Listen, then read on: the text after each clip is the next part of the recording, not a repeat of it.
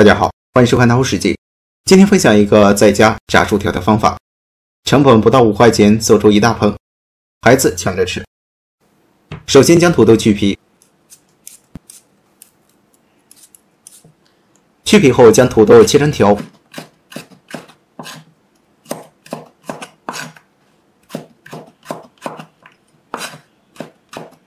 条末切完放入清水中清洗一遍，然后放一边浸泡10分钟，把淀粉抛出来。10分钟后把水倒掉，浸泡后容易炸得酥脆。将土豆条冷水放入锅中，放入1勺食盐。加食盐是为了增加土豆条的底味。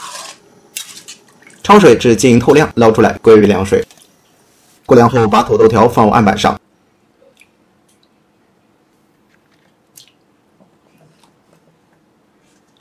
水分晾干以后放入大盆中。土豆条里放入20克淀粉，搅拌均匀，这样炸出来的土豆条更加的酥脆。抓至每根土豆条都能裹上淀粉即可。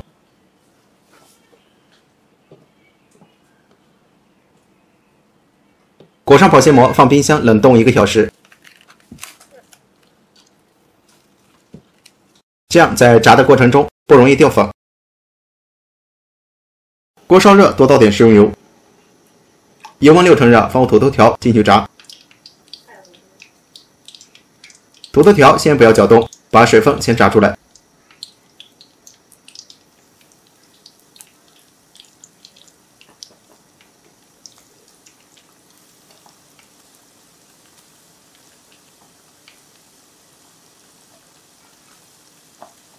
1分钟以后，控油捞出来。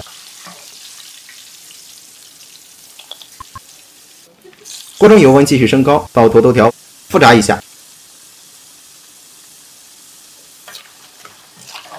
炸至浮起时，再炸1分钟即可。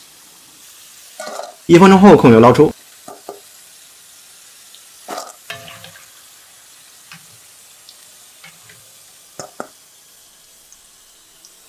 撒点孜然粉即可食用。美味的家庭版薯条就做好了。自己在家做，吃起来也放心，又经济实惠，吃起来酥软香甜，做法简单，喜欢就赶紧试试吧。喜欢我的视频就关注我吧。